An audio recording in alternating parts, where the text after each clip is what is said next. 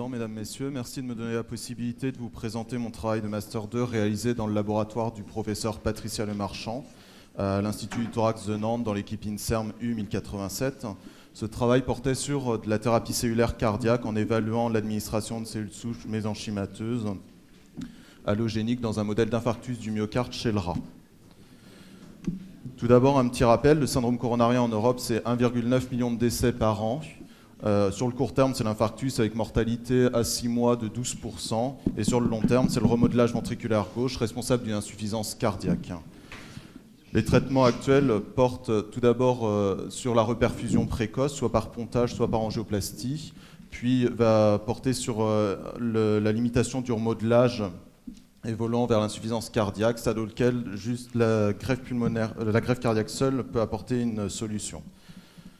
Le traitement actuel de la thérapie cellulaire va agir juste après la reperfusion pour limiter le remodelage. Plusieurs types cellulaires ont déjà été employés, les cellules souches embryonnaires, les myoblastes squelettiques et les cellules issues de la moelle osseuse, avec des résultats peu satisfaisants. Et de nouveaux types cellulaires sont actuellement en cours d'étude, des cellules souches mésenchymateuses. Alors, le gros avantage des cellules souches mésenchymateuses, c'est d'être facilement prélevables au niveau de la moelle osseuse. On peut en retrouver également dans le tissu adipeux, dans le périos et dans le sang de cordon.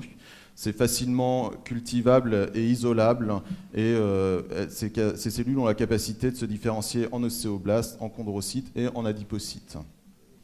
Elles ont déjà montré un intérêt dans la réparation cardiaque par la sécrétion de facteurs de croissance et de cytokines, en améliorant la régénération cardiaque, en augmentant la néovascularisation, en augmentant le remodelage cardiaque, et puis en agissant sur la protection du myocarde et la réponse anti-inflammatoire.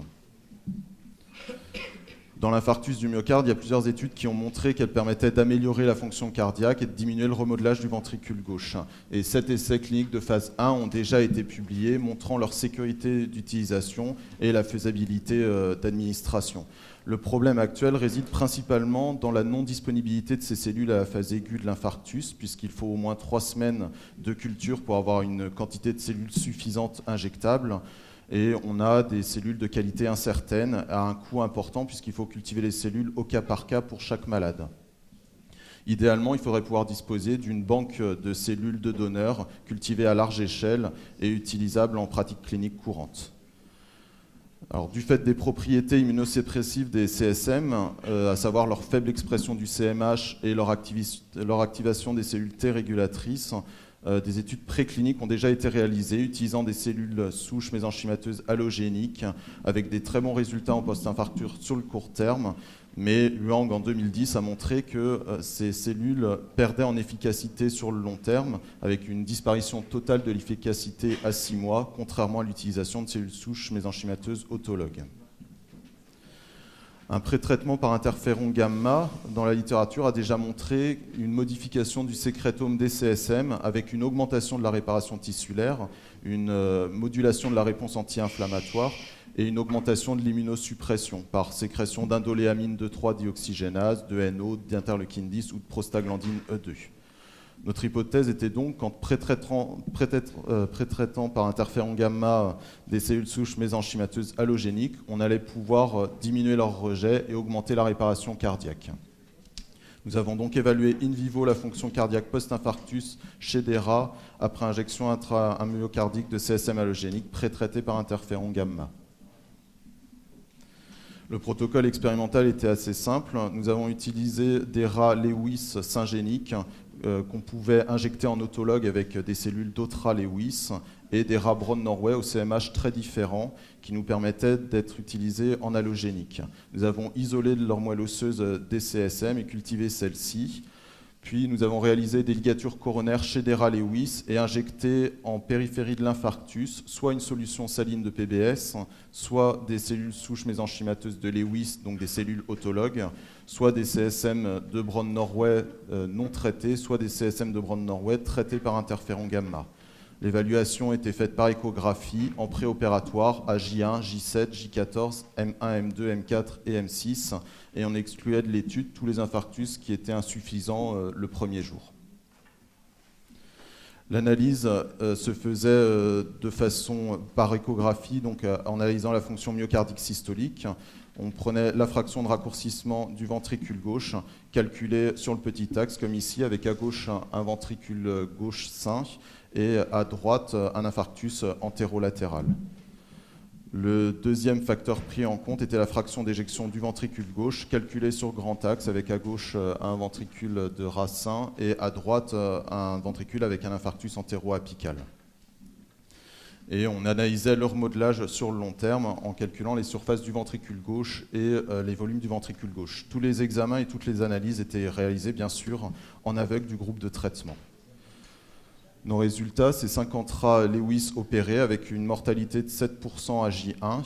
Après exclusion des rats présentant une fraction d'éjection supérieure à 70% à J1, on obtenait 4 groupes de 11 rats, 10 rats, 11 rats et 11 rats assez homogènes. Comme on peut le voir ici, les fractions d'éjection du ventricule gauche et les fractions de raccourcissement étaient similaires entre les groupes en préopératoire et à J1. Dans le groupe injecté avec la solution saline, on a une dégradation des fractions d'éjection et de raccourcissement continue jusqu'au 6e mois. A l'inverse, tous les groupes injectés avec des CSM ont une récupération partielle de leur fraction d'éjection. Et de façon secondaire, on va avoir une dégradation dans le groupe injecté avec des CSM halogéniques non pré-traités, comme l'avait décrit Huang en 2010. A l'inverse, toutes les cellules qui avaient été pré-traitées par l'interféron gamma vont avoir des résultats similaires aux cellules autologues. Pour leur modelage ventriculaire gauche, on va avoir des résultats concordants avec des groupes similaires en préopératoire et à J1, une augmentation du volume ventriculaire chez le rat dans le groupe injecté avec des CSM avec une solution saline, et dans les groupes injectés avec des CSM, on va avoir une stabilisation du volume, puis une dégradation plus importante secondaire après le 2e mois du groupe injecté avec des CSM halogéniques non pré-traités. Nous avons voulu commencer à expliquer ce phénomène et nous avons utilisé des marqueurs fluorescents pour évaluer la survie des CSM injectés à J14. Nous avons pris des CSM autologues marqués au CFSE, qui est un ester fluorescent, chez 7 rats Lewis en post-infarctus, puis nous avons prélevé les cœurs, fait des sections étagées et recherché un marquage spécifique à l'aide d'un microscope à fluorescence. Malheureusement, nous n'avons pas pu retrouver de marquage spécifique CFSE et nous sommes arrivés à la conclusion que soit il n'y avait plus de CSM vivante à J14, soit le marquage était insuffisant pour être repéré à J14. Nous avons donc utilisé un deuxième marquage, réputé comme pouvant durer jusqu'à 6 mois en post-marquage, un peu plus cytotoxique. Donc nous avons dû faire des tests in vitro pour évaluer la cytotoxicité et l'intensité de marquage. Puis nous avons marqué des CSM halogéniques, autologues et halogéniques pré-traités. Et de la même manière, nous avons recherché ces CSM et nous avons pu retrouver des traînées d'aiguilles avec un marquage spécifique PKH26 autofluorescent à 560 nanomètres avec des cellules de morphologie comparable à des CSM. Malheureusement, en raison d'une forte autofluorescence dans les territoires infarcis, nous n'avons pas pu faire de quantification. Donc nous savons qu'il y reste des CSM à J14, mais nous ne pouvons pas comparer entre les groupes le taux de CSM persistant. En conclusion, nous avons pu prouver pendant cette année qu'un pré-traitement par interféron gamma de CSM halogénique permettait d'améliorer la fonction cardiaque jusqu'à 6 mois en post-infarctus, permettait de diminuer le remodelage systolique à 6 mois, et ce, avec des résultats comparables à l'utilisation de CSM autologues. Malheureusement, nous n'avons pas pu comparer la survie de ces CSM entre les groupes à J14. Il nous reste donc encore pas mal de travaux en cours, et notamment nous sommes en train de commencer une étude immunologique pour mesurer la réponse immune à différents stades du post-infarctus. Il nous restera à évaluer la réparation cardiaque en intégrant un groupe qui n'était pas dans notre série pour l'instant, le groupe CSM autologue plus interféron gamma, et en analysant le sécrétome de ces cellules.